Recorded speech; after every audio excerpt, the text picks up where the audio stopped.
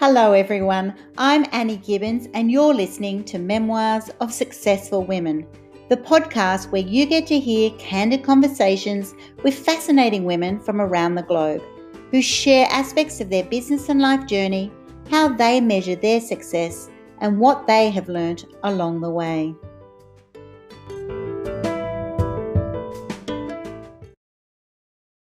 Hello and welcome to Memoirs of Successful Women. Today I have the delight of interviewing Suzanne Freyjadis, who is the co-founder and CEO of Soft Landing Society. And we're going to be talking about all things domestic violence. And Suzanne is going to be able to share with us how she is hoping to change the way women leaving abuse are served in our community. And she's also got an app that she's developing, which is going to give women the tools and the steps on how to go through that process of leaving an abusive partner. So welcome to the program, Suzanne.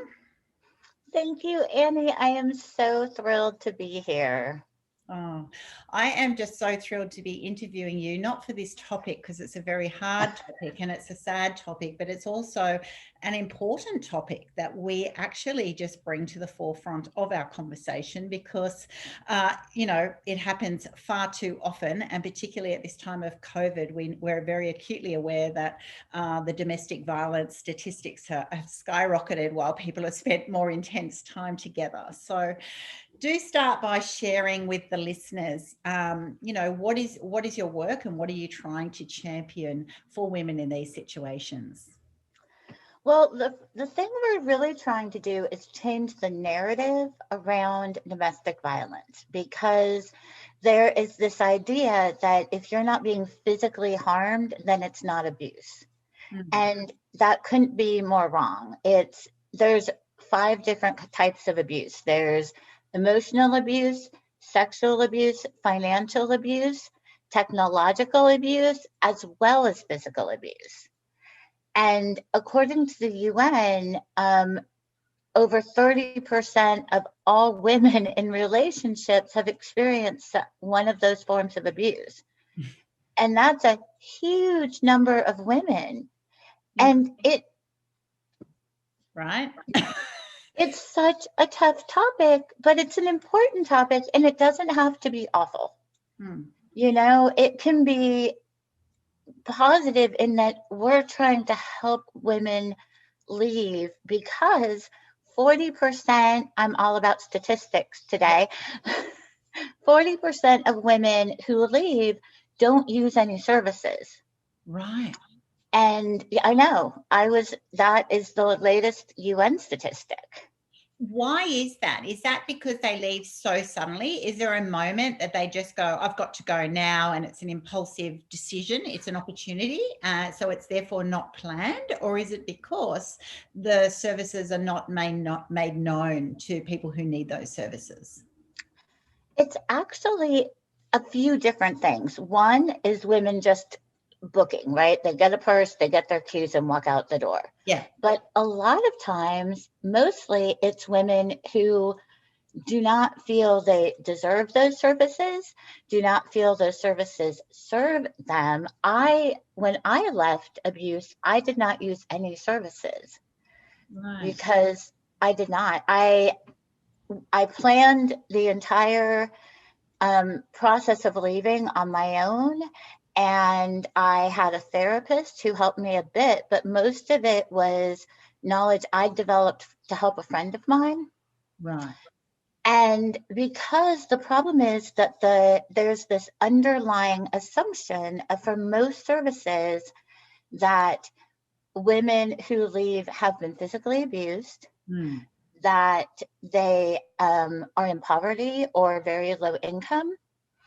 And there is a lot of concern for women who are middle and upper class that those services are for other women. They don't want to right? Yeah. So women who are actually career women, up there Right. earning an income, supporting their family, often by themselves, they're suddenly in a position going, okay, well, I might not be physically being abused, but I have a lot of, emotional abuse or financial abuse or restrictions or whatever the context is. And that they themselves do not think that they would be worthy or entitled to the support services. Right. Because They they're feel, considered not needy enough. yes, exactly. Right. Exactly. And so, and also a lot of times the services aren't built for them. Yes, exactly. Because we think I do, just as an observer, I think of it being more of a women's refuge or a shelter. You're actually I'm imagining the worst scenario where you've got the shirt on your back and you've got your kids in the car, and which is obviously, horrendous situation, and those people definitely need high priority and urgency. But there'd have to also be so many women that go, well, why would I be waiting till that worst scenario? Why do I want to wait till I'm living in a tent or in my car with my kids? Because as soon as you give up that job, your context changes dramatically. Isn't that right? That's the whole problem, is a lot of women don't want to give up their job. And the minute, if you're an attorney, you're a surgeon, you're a therapist, the minute someone finds out that you were abused, you would lose credibility. Mm. So there's a lot of fear around leaving if you're in a high profile job, because the fear of loss of your entire career and livelihood is so huge. And so women will leave, and I left and stayed in hotels, and only 4 people I knew that I was leaving. And it was not a great plan, but it was, and I did actually attempt to go to a shelter and was turned away because I had money. Right. Yeah. How did that feel? Let's just pause on that. So you're in a desperate situation, you've moved out, you're living in a hotel, but that money is finite, it will run out. And then Yes. you've gone to have assistance. And when they tell you, but you're obviously affluent, you've got a job, you're not needy, how did that feel to you? Well, and I didn't have a job because I had recovered from cancer and I had been in a coma. So I hadn't worked for 3 years. And I so it was awful and horrifying. And I I felt very much, when they told me that, I felt, well, this is why I didn't rely on this system, right? I didn't rely on this system because it clearly isn't for me, right? Like there's a stated not for you happening. And the reality is that if I would have planned, if I would have had the opportunity to create a better plan to leave, I would not have needed the shelter, but I also wouldn't have needed the hotel. Wow. I have friends with with vacation homes. I have friends who have spare space in their own home, that, there are places I could have gone. Yeah. So what's But the secrecy that stopped you from asking those people to help you at your immediate time of need? it was embarrassment. It was so much embarrassment knowing that I have worked in these spaces. I have been an advocate for, against domestic violence. I've been an advocate for, women who are living in abuse. And to realize that I had been living in abuse the whole time. I've been with my ex for 24 years. Wow.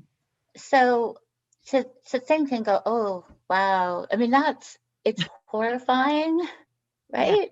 Yeah. Okay. So you're the campaigner. The campaigner suddenly has a revelation of, I'm campaigning for this cause, and hello, reality check. I'm actually a victim of this circumstance myself. Exactly. Exactly. It was a very big surprise. And I've actually talked to quite a few women. I've interviewed hundreds of women, and there have been highly skilled therapists who were living in abuse, in emotional abuse, and didn't know for, 10, 15, 20 years. It's because some people are just really subtle and incredibly good at it, unfortunately. Yeah. Okay. How come we normalize that bad behavior then? Why do we accept, this abuse? What happened from your experience? I think the biggest problem is that we can't always rely on other women. I lost friendships because I told people I was being abused. And they said, "No, I've known your husband for a long time and he can't possibly be abusive," right? Yeah. And that was other women. And that was women who work in, healthcare. And it's really shocking. And we have that entire global societal, this isn't located in just one country or one space. It's really so similar globally. And that idea that boys will be boys is just prevalent. It's this deep, deep, deep prevalent idea that, oh, men just are not great. And, the expectation is so low. Yeah. Yeah. Which is tragic. Absolutely tragic. That's right. We accept that, so, and we're obviously only talking about some men, Of course. in the context of this conversation today. So you've had this experience, you've always been an advocate. So first of all, why were you an advocate before you had this reality check yourself? So is there a deep-rooted cause that actually made you become an advocate against domestic violence before you looked into your own situation? I've actually always been an advocate for equality. Right. I've never understood why anyone is considered less than or not worthy of. And I feel like, everyone deserves to be treated with the same respect. And so I started out in doing NGO work when I was very young. And I went and worked in a revolutionary country. And that kind of I knew that I wanted to do something that was impactful, that would help people understand our commonalities instead of our differences. Yeah. Beautiful. Okay. So you've always been a heart warrior about, that's right, equality of making sure that everyone is treated, right, with justice, with with love and respect. Then when you went and had this experience yourself, that you went, wow, did it happen for the whole 24 years, or did it suddenly, did your relationship change, or did you just become more aware of differences? What was happening in your own context to give you this awareness? It had actually been the whole time. Right. It had been the whole time. Once I sort of became aware and started doing research on how narcissists behave, I thought, oh, wow, okay, it was here. And it's only because I pushed back as much as I did that I was able to accomplish some of the things I accomplished. But the awareness happened because I got sick. Right. I got cancer. I'd been in a coma. My chances of living through the coma were, 5%. They were, and nothing makes a narcissist angrier than losing attention. Yeah. Okay. So because you had cancer and nearly died, his attention was suddenly gone. You were too attention seeking while lying in a coma. Exactly. Exactly. So I mental. needed, We have to actually call it that. That is just crazy. So oh, so you've survived this near-death experience and come out and went, you know what, I'm not a really needy, demanding person, but hello, it is actually about me at the moment. Right? Rightfully yep. so. Any normal human being would be going, oh my God, Suzanne, like, are you okay? How can we help you? We need to look after you as best as possible. Okay. So then the relationship, then there was an awareness of, oh my gosh, he's not one here for me. And also, why does it always have to be, how am I suddenly the bad person, or why is he needing all this attention? Wow. Oh, yeah. He really just ratcheted up everything. Mm. He would, my daughter would have to bring me everything I would need while she was in school. She was a senior in secondary, and because he would never check on me. He would never answer me. So I had to have water because I needed water like a human. Yeah, it was so glaring that the abuse was so glaring that I just couldn't ignore it. And we went to couples therapy, and that was when he told me that I was dead, which was just, and the couples therapist and I looked at each other, and I was like, I'm right here. And that's when I knew, okay, this is definitely abuse. This is not somebody who is a good human. Yeah. Yeah. Okay. So you've gone through this horrendous experience for, sounds like decades. You thankfully have survived your cancer, and you've got this new awareness, which actually is empowering, and you've got to do something about it now. You've got plenty of life to live, and it's never too late. And then you've gone and left, and you've gone to a hotel for a few nights. You've gone and asked for help from a shelter, and you're not needy enough, apparently. And so how has that then changed you now? What have you created, and how have you changed your understanding of domestic violence and equipping women to leave abusive situations? How does that all work with what you're doing now with your app and the people that you're working with?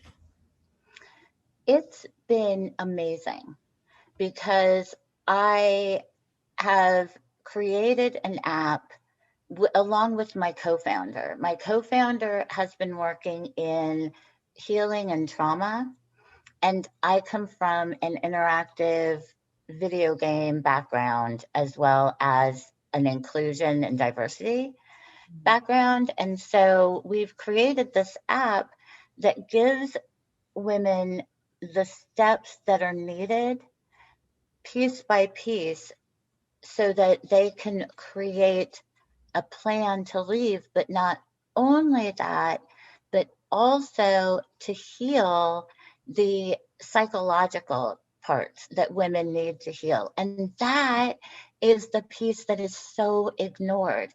You literally will never leave if you do not know how to put yourself first. Yes. Right. And Right. the likelihood is that you're not going to be putting yourself first because of the situation has implied that you're of low value, or that what you do isn't right, or isn't worthy, or whatever. It's obviously very complex. Okay, so this app will then guide women to, one, when they're aware of their situation, it allows them to be very proactive in what are all the steps, however long that might take, so that you do leave, and leave well, if you like. And at the same time, during that time, become more aware and empowered, and start healing yourself, if you like, to be able to be strong enough and believing in your worth to be able to carry out what's required for you to leave and go into a healthy context. Is that right? Exactly, exactly. Because globally, on average, women will attend to leave up to 7 times. Wow. And every time you leave, the more dangerous it becomes for you Mm. because the abuser, realizes that you might slip from their hands. So our goal is for women to be able to, yes, definitely leave as effectively as possible, but also take as much time as they need so they just leave once. Yeah. Okay. And for those that you have worked with, what sort of time frame do most people? Because I imagine, oh my gosh, it's an emergency. But what you're actually implying is, many women have been in this situation for a long time, and yes, it's urgent, but it's not critical or life threatening. Obviously, if it's life threatening, run. Right. Right. But for many, the context is it's just actually not serving you well, and obviously your children as generally. And so you're able to then plan. Does it take weeks, months, year, or is it just so varied? It varies hugely and it depends on everyone's process. Our one of our mottos is that we are a judgment-free zone because some people will take 5 years. Mm. Some people will take 3 months and some people will take 2 weeks Yeah. because we're all in different phases already as we start to become aware of what's happening. We're all in different emotional stages, and we need to have the ability for women to take the time that they need. Some women, if you're a senior vice president at a bank and you need to relocate to an entirely different country because that will be safer for you, or a city. So you need to be able to go through that whole process before you leave, Yes, of course. That's right. right? Yeah. Yeah. And so the essence of that is because you actually want to stay in the financially secure situation that you're in. You don't want to then just fly if you can, if you can take that time. It'd be like, here I am actually happily married. And if we move state, or area, we would do that in a very planned way. We'd both get secure jobs, we would plan it all out, and we would both move. So it's actually in that same context for yourself, you wanting to do all of that same process because you want that security, as opposed to act impulsively and then wait till you just snap. And then, okay, now that's right. The reality is once you have lost that, position, it's going to be much, much harder to get back. And certainly how long could a person live in a car and then still be wearing their corporate clothes and getting their children to school and having a good diet and all this sort of thing? How could that happen? It's got to be a pretty short period of time that women could maintain a facade, if you like, or a dire situation and keep that life if they don't choose to be proactive in the way that you're saying. Exactly, exactly. We want to change the way you don't have to run, Mm. right? If yes, absolutely. If you are physically in danger and you can run, then please do. But we want to help women understand that this can be a planned process that will give you time to, as you said earlier, become strong enough emotionally Mm. so that you can leave. And women who leave and don't have a job to go to, women end up in poverty Mm. so often because of leaving their partner, Yes. for because of abuse. Women end up in poverty, and it is the single largest thing that puts women into poverty. And that's yet again everywhere. There's no place in the world where women are safe from that, which is horrifying, but that's something that we're trying to rectify. There's, we have tips on how to find money to save. If you've got a lot of financial control and the financial abuse happening, there are ways you can hide money. You can find money and hide money, so that you may not have a ton when you leave, but you need to have something. You need a cushion. Yes. You need, it's soft landing. We want everyone to not fall off a cliff and land on their head. Yeah, ideally, absolutely. And why would you? That's right. It's humanity. We should be doing that automatically. It's amazing that we have to even be having this conversation, but it's still a changing time, isn't it? That, obviously if I knew that one of my, friends or colleagues or anyone I knew was in a, a frightening domestic situation, obviously you would want to help them have a soft landing, which I love the wording that you're using there. It's just beautiful, because that's right. Why would you want anyone to wait till they're in a desperate situation, a extremely harmful situation? It doesn't mean that harm isn't happening, all the time, even while you're waiting. It is daily, right? Yes. But it's what you're teaching people to do is look for the greater gain, helping society open up this conversation so that we can support women better, not wait till they're in a, what we deem a urgent, terrible situation, and actually intervening early, supporting early, and encouraging them to be proactive with those steps to help them, have a more empowered future. Absolutely. We're actually working on creating an app for allies, Right. so that people understand how to do that support, because that's so important, because you need a friend. Yeah. And a lot of women will leave and lose friends and family. Yes. They'll have nothing. Yeah. Exactly right, because that's right. There's this whole world of, but we were a couple and now suddenly you're not a couple. And then who do people side with? And people can't believe the stories that you're sharing and things like that. It's incredibly isolating, incredibly lonely time, or it can be, as opposed to, that's right, things happen and you're there's a strong need, I think, which is great for this allied app, for helping people know how to respond. Like if you came to me now and told me your situation when it was really chronic, how do I respond? Do people automatically know? They're sort of like, one, usually the automatic is disbelief. Why are you telling me this? If it's been happening for 20 years, why are you telling me now? Why did you put up with it? Are you going a little bit, are you seeing things or hearing things that aren't really true? How do people become equipped when society hasn't equipped us to support people in the best way?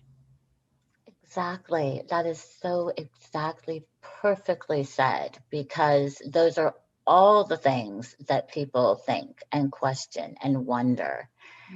And the truth of the matter is that for things like financial abuse, you can be raised that that's what men are supposed to do. Men are supposed to control all of your money. But I have talked to women who, they work, their husband doesn't, and all of their money gets deposited into an account that only he has control over.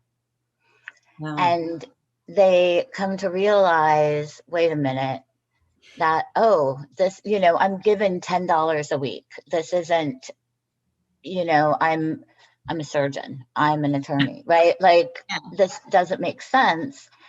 And people do ask, well, are you sure you're not delusional?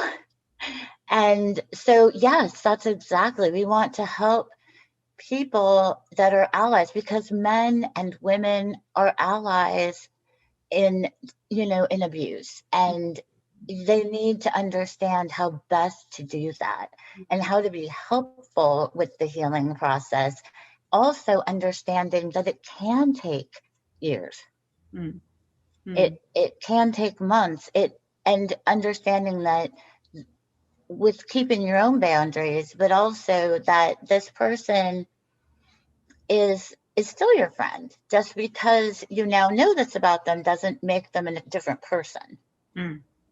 Yeah, they don't have to become the enemy or the a liar or a someone who you just can't relate with. It's actually bringing you in to understand them in a different way. We all need to learn that. What would be the incentive of someone making it up, for example? Like, Right. why? It doesn't even make sense. What is the gain of making up a situation that you have to flee and you lose? You lose, right? It's not even logical. I don't think many people would go, wow, I'm going to leave this nice, comfortable life and a nice home, and I have pets and I have a cleaner and bits and pieces, to then go and urgently leave and go and stay at a hotel for a couple of nights and then become a single mom and then eventually and then lose my job. Do you know what I mean? Like, what percentage of people would do that, and make up these stories? It'd have to be very, very, very minute, because it just doesn't make sense, So logically, even, I think there has to be a default that if one of your friends or colleagues actually comes to you and actually says, is this normal behavior? I'm challenging this now. I've suddenly become aware. I don't think my situation is okay. I've never felt comfortable with it. Then I think the default actually should be that, I'm here for you, whatever. I have no judgment on your situation. I'd love to, can you even tell me how to help you? What would you like from me at this time? I think that's a huge thing of, even if you don't know, and I've been in situations like that before, that you go, I don't know how to help you, but I would love to. So just even, tell me, is there one thing someone could do? What would it be now? To actually just show love, even if you don't have all the words and don't have all the, the skills even of what to do, just to help that person. Right. Okay, so I wish that I could just package what you just said and download that into everybody's head, because yes, that is exactly, nobody has all the words, all the awareness. It can be so surprising, but to say, wow, okay, let's talk some more about this. Mm. That sounds like a really big revelation. And I can tell you from experience, it is horrifying and terrifying to realize that you've been living a lie. Mm. Yeah. So, right. So sharing that with someone is taking a huge risk, because it's sharing a piece of your soul to say, my life is nothing like I thought it was. Yeah. Yeah. Incredibly confronting, soul destroying, shattering, either that my life isn't what I thought it was, or my life is exactly the way I thought. And I'm sick of lying about it. I'm sick of hiding it. I'm sick of pretending, right? There's two sides of this, isn't there? Yes. Some who just go, I had no idea that this wasn't even normal because it has been made to become my norm. Or, I've hated it for forever, and now I'm just, something happens and enough's enough. And then, often then you snap and you make impulsive decisions. So I think there's just so much value in us having these kind of conversations. And, and as personally experiencing this, myself, from, exposing, trauma and abuse, and seeing the responses from people you love, right?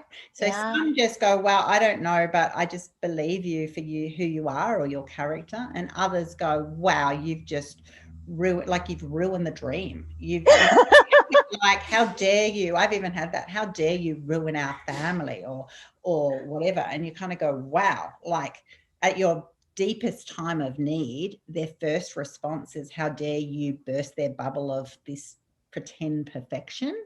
It's like, yes. What? No one in their right mind would do that. Okay, and if they did, then that's a whole other conversation. Yeah. I think that's why I always come back to this assumption of, if someone raises something like this with you, we've got to be there for people. We've got to support them and assume it's all extremely genuine, and help them on their journey, and help them on a safer journey, and save a lot of this pain and suffering that people suffer from. So wow. Wow. So moving forward, Suzanne, now I know you're beta testing and you're doing all these things with your app at the moment. It's a very exciting time for you, because you're now actually going, oh my gosh, in my whole journey, have been proactive. I've developed an app. I really believe in it. It's being tested. What's your blue sky then? So if you look ahead now and go, okay, in the next year or two, if someone is in a domestic violence situation or abuse situation, and then they reach out to you, what should their experience be like in the ideal world? Well, right now we are looking at funding and partnership organizations, because what I would love is for companies to provide this to their staff, for countries to provide it to their citizens, and for us to be doing an awareness campaign, so that people are aware of the app. They don't have to come to us. They have the app already downloaded on their phone. And the beauty of it is that it will hide. So if you enter the wrong code, you will see an app, but it will be really gross and very feminine, health oriented. Mm-hmm. So that our goal is for the person who sees it to just hand the phone right back to the person who they got it from. Right. Yeah. Which is what you want, because there's also the reality that if you're in this situation, you're often getting tracked. Someone's checking all your information. You feel like, I've got no privacy. They already know my codes. They've already got, my location setting on me, and all these sorts of things, right? Which is bad reality. So the concept of going, okay, well, now I've got this. I can't have an app called Help Me Through Domestic Abuse.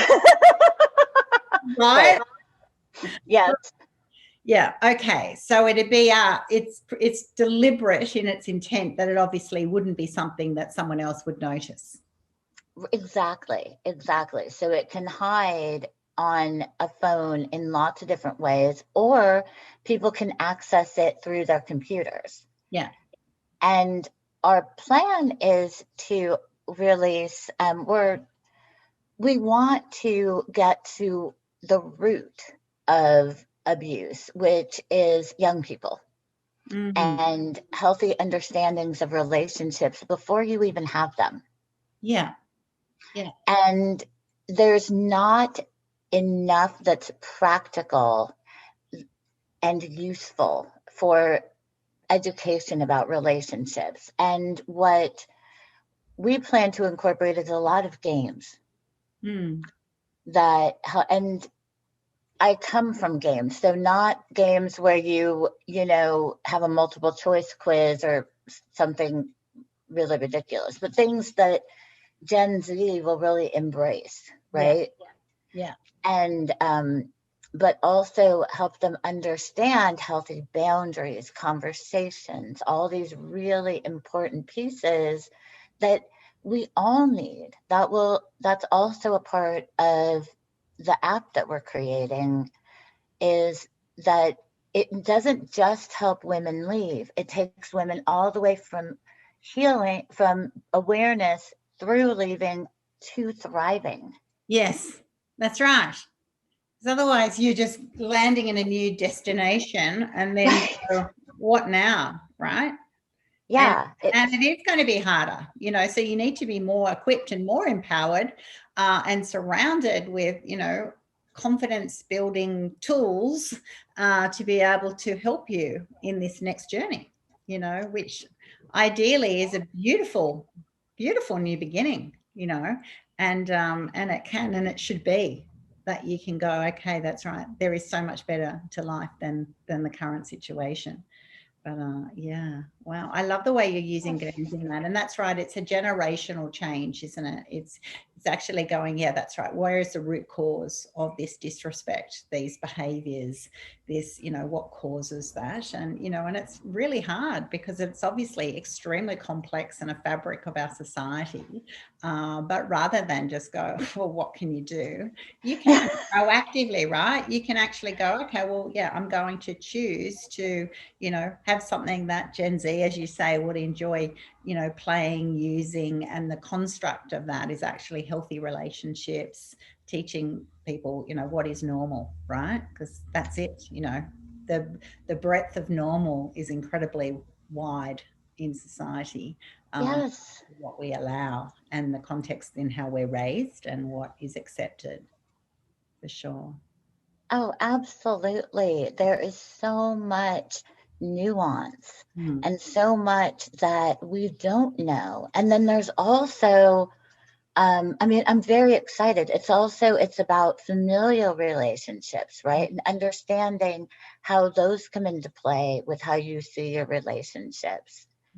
And what we're planning is that when you open the app, let's say you're in Pakistan and you open the app, it won't be my face because no one in Pakistan can relate to me, Yeah. necessarily. We will have people that are Pakistani therapists, Pakistani, people that can relate to the women who are using the app, and the women can relate too, because you can't make change if you can't relate to what we're trying to do. 100%. Exactly. Not just relate to the person, but relate to the society that you then got to implement that change in, right? So Exactly. we've all got very different circumstances and opportunities of what that game plan will look like and what support services are then available to people, which is the reality of a global world. Is there a community, once women will then take this step and get your app and then, use it for their journey to the next stage, do they then join a global community of people who've used that? Or is it actually just a private thing that people will have that, it's sort of underground, if you like, that you've used it and now you've moved on? I am very excited because there will be a community in the app, and instead of using just location, we're using language because people are more comfortable communicating in their first language for emotional reasons. So I don't want to limit people. If I were to live in Beijing, my Mandarin would not be good enough for me to have a conversation about something deeply emotional. I would want to speak to someone in English. So there will be an online community that's embedded in the app so that people can talk to other women but be safe. Mm. And then there will be external communities for women. Our entire plan is to support people all the way through thriving. And by doing that, we want to have their stories told, support their businesses, support their companies, their work. Women tend to leave, and if they have the right support, they start companies like I did. Yeah. Right? In fact, so many, and that's the other side that I see through my coaching, that women often, 50 plus suddenly go, oh my gosh, I've actually got all this knowledge, I've got wisdom because of the life experience that I've had, have a new opportunity, and gee, do they have a motivation and a drive to, it's like on Yes. it's like, oh my gosh, like I have potential. I could do this, and they get very excited and very driven and incredible success stories because, it really matters. They've waited a long time for this opportunity. And I just love working with those women. And that's right. It's all about the thriving at the other side. It's not just, surviving the journey. That is a part of it, but it is not who you are. It doesn't define who you are, that you're a survivor, right? It actually is Yes. a requirement so that you can focus on the person that you're born to be and the thriving and the opportunities ahead, right? Yeah. Yes. I am so excited. It is just, I I just so care. I care deeply to my core to help people have a life that isn't just one of abuse and trauma. Yeah. And the opportunity to support women so that they can get to where exactly I turned 50 in 2 weeks, and I am exactly doing what I love, where I am meant to be in life. It's amazing. It is amazing. And there should, yeah, exactly. 50 is like, wow, there's so much opportunity ahead of 50. It's just it's a real awakening season. And I can say that with authority because I have. I've already approached that milestone. Wow. So, Suzanne, so much information here. How do people reach out to you? How do people find out more about what you're doing? Our website is softlandingsociety.com, and we have contact information right there, and I answer my emails. So I always say that please reach out to me. I am here, even if you are currently living in abuse and just want to know what in the heck to do next. Yeah. Okay. So you actually are a real person at the other end of the line. I am. It's so lovely to hear. Exactly. And those ladies, if you're in this situation, and the range, we've only sort of just touched on this, obviously, for this podcast, but, if you're in a situation that you go, okay, well, that's right. If you are suffering in your relationship, feeling controlled, feeling unsafe, feeling insecure, feeling that you're being made the bad person when you're just not, feeling that you are made to do things that you just feel really uncomfortable in doing, that you're blamed for things that, you look around and go, I don't actually think this is normal, and I don't think this is right, then, ideally, reach out to a friend and just be honest and real.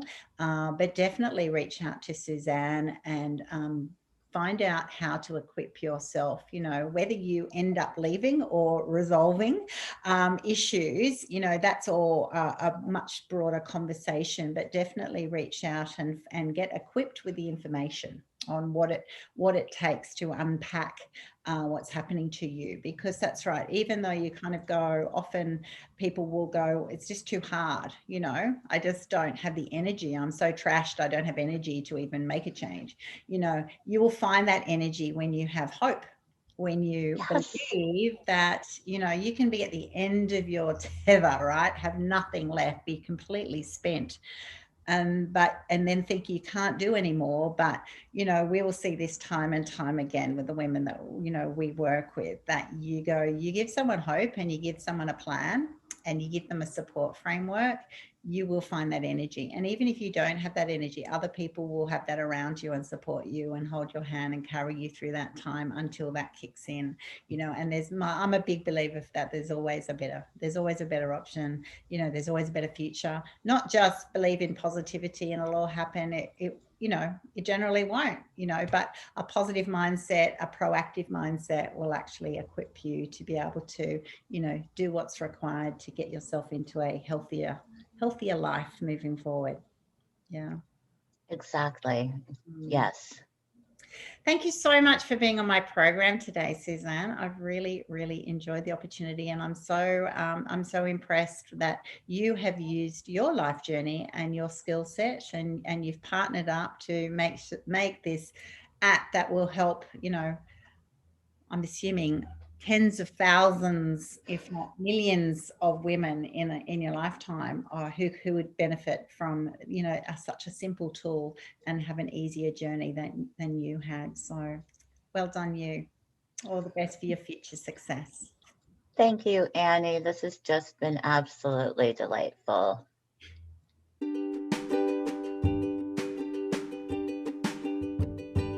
Thanks so much for listening to this episode of Memoirs of Successful Women.